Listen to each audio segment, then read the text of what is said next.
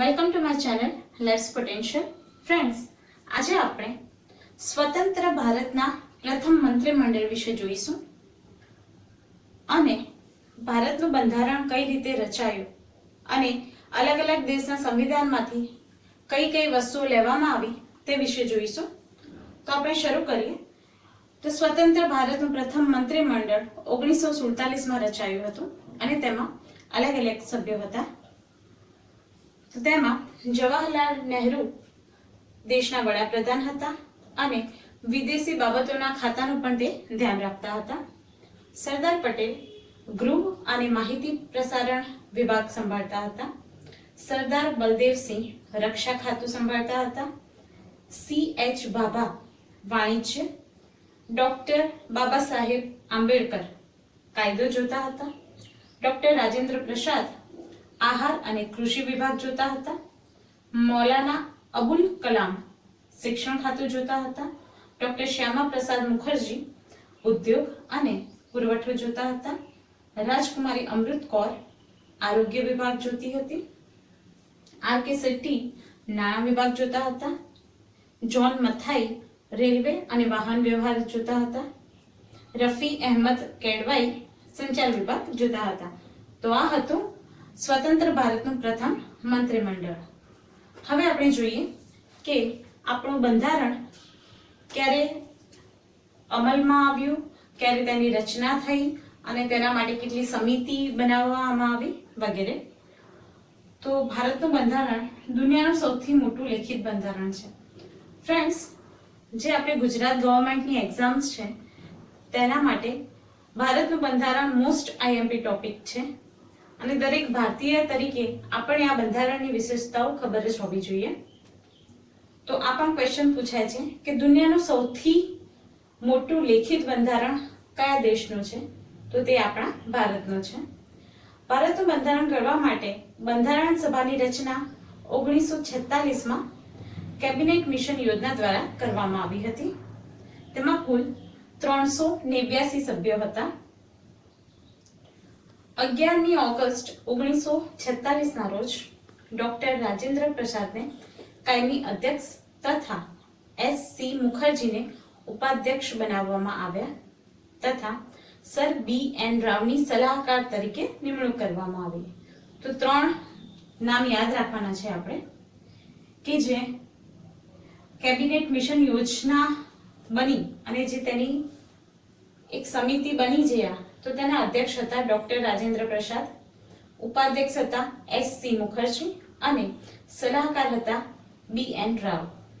ત્યારબાદ જોઈએ બંધારણ માટે ટોટલ 22 સમિતિઓની રચના કરવામાં આવી, જેમાં બંધારણનો મુસદ્દો તૈયાર કરવાની કમિટી એને જેને ખરડા સમિતિ કે પછી મુસદ્દા સમિતિ તરીકે પણ ઓળખાય છે તેના અધ્યક્ષ હતા ડોક્ટર BR આંબેડકર।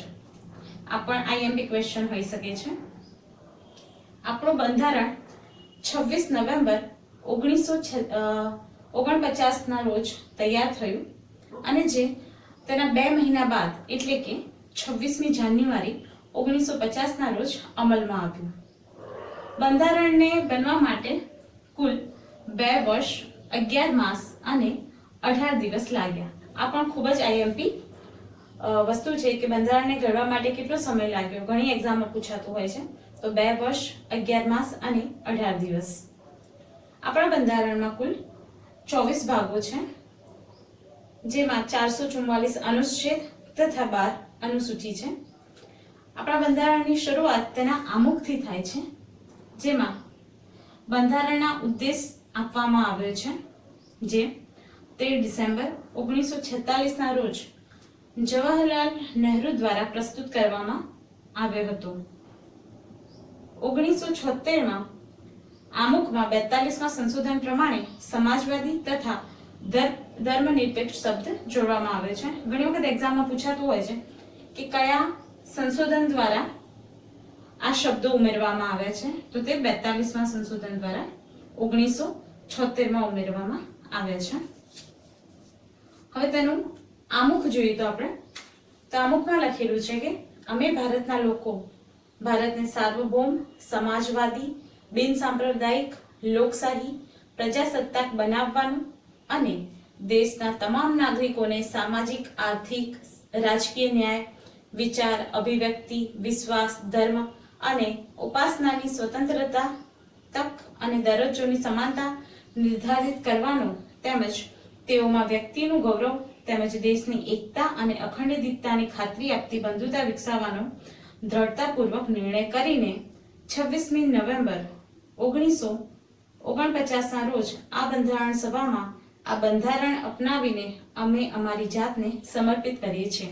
મિત્રો, આવું કંઈ બેઠું પૂછાય નહીં કે અમુક શું છે તો તેના શબ્દો લખો, પરંતુ આ જે એના શબ્દો છે જેમ કે સાર્વભૌમ, સમાજવાદી, બિન સાંપ્રદાયિક, લોકશાહી, પ્રજાસત્તાક તો વગેરે શબ્દો આપણે યાદ રાખવા જોઈએ. ઘણી વખતે પૂછાતું હોય છે કે આપણા બંધારણના આમુખમાં આમાંથી કયા શબ્દનો સમાવેશ થતો નથી, એવા 4 શબ્દો આપ્યા હોય, એટલા માટે આ બધા શબ્દો યાદ રાખવા જરૂરી છે. હવે આપણે પહેલા એ જોઈએ કે અલગ અલગ દેશના સંવિધાનમાંથી કયા કયા મુદ્દા લેવામાં આવે છે. તો બ્રિટનમાંથી સંસદીય વ્યવસ્થા, કાયદાનું શાસન, એક જ નાગરિકત્વ અને દ્વિગૃહી વ્યવસ્થા લેવામાં આવેલી છે. ત્યારબાદ અમેરિકાના સંવિધાનમાંથી પ્રસ્તાવના, ન્યાયપાલિકાની સ્વતંત્રતા, ન્યાયિક પુનઃ અવલોકન, મૌલિક અધિકાર, ઉપરાષ્ટ્રપતિ, રાજ્યસભાના ઉપસભાપતિ, રાષ્ટ્રપતિ તરીકે એક કાર્યકારી અધ્યક્ષ, સુપ્રીમ કોર્ટના ન્યાયાધીશને હટાવવાની વ્યવસ્થા વગેરે વસ્તુ લેવામાં આવી છે. ત્યારબાદ કેનેડાના સંવિધાનમાંથી સંઘીય વ્યવસ્થા અને રાજ્યપાલની નિયુક્તિ વગેરે લેવામાં આવી છે. મિત્રો, આ ક્વેશ્ચન પૂછાય છે કે આપણા સંવિધાનમાં રહેલી સંઘીય વ્યવસ્થા કયા દેશના સંવિધાનમાંથી લેવામાં આવેલી છે વગેરે રીતે પ્રશ્ન પૂછાઈ શકે છે. આગળ જોઈએ. આયર્લેન્ડના સંવિધાનમાંથી રાજ્યના માર્ગદર્શક સિદ્ધાંતો, રાષ્ટ્રપતિની ચૂંટણી વગેરે લેવામાં આવેલું છે. જર્મનીમાંથી કટોકટીની જોગવાઈ લેવાયેલી છે, તે પણ પૂછાઈ શકે છે. દક્ષિણ આફ્રિકામાંથી બંધારણમાં સંશોધન, રાજ્યસભાના સભ્યોની ચૂંટણી વગેરે લેવામાં આવેલું છે.